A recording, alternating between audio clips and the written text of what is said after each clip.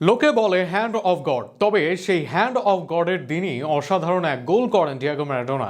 এমনকি তার বিতর্কিত গোলের সূত্রপাতও এসেছিল তার পা থেকেই। ইংল্যান্ডের বিপক্ষে সেই ম্যাচে ম্যারাডোনা ছিলেন চূড়ান্ত ম্যাজিক। সেই ম্যাচে তার দুটি গোলের খুঁটিনাটি বিশ্লেষণ নিয়ে থাকছে প্রতিবেদন। 1986 সালের জুনে মেক্সিকোতে অনুষ্ঠিত বিশ্বকাপের রাউন্ড অফ 16-এর ম্যাচে আর্জেন্টিনা ইংল্যান্ড। বিশ্বকাপে অন্যতম বিতর্কিত আলোচিত ম্যাচের তালিকায় যে ম্যাচটি আজও আছে উপরের দিকে। এই ম্যাচে ডিয়েগো ম্যারাডোনা দুটি গোল করেন যা ফুটবল ইতিহাসের চিরস্মরণীয় হয়ে আছে। প্রথমটি ছিল বিতর্কিত হ্যান্ড অফ গড, আর দ্বিতীয়টি এখনও বিশ্বের সেরা গোল হিসাবে পরিচিত, যে গোলটাকে বলা হয় গোল অফ দ্য সেঞ্চুরি। প্রথম গোলের সূত্রপাত আসে ম্যারাডোনার কাছ থেকেই। হাফ স্পেসে যখন বল পান ম্যারাডোনা, তখন তার সামনে ইংলিশ ডিফেন্ডার, যার নজর ছিল ম্যারাডোনার পায়ের দিকে। সেখান তাকে বোকা বানান ম্যারাডোনা, বাদিক থেকে ধোকা দিয়ে বল নিয়ে যান ডান দিকে।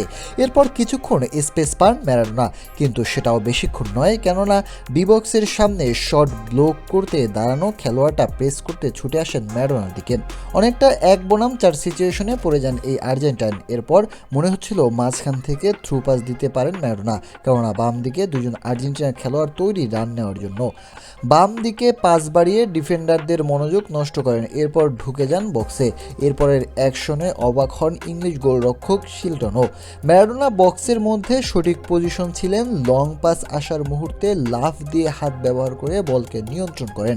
ডিফেন্ডাররা যখন অবশ্য প্রতিক্রিয়া দেখান, তবে বলকে আটকাতে পারেননি। সেই বলে গোল দিয়ে দলকে এগিয়ে নেন ম্যারাডোনা।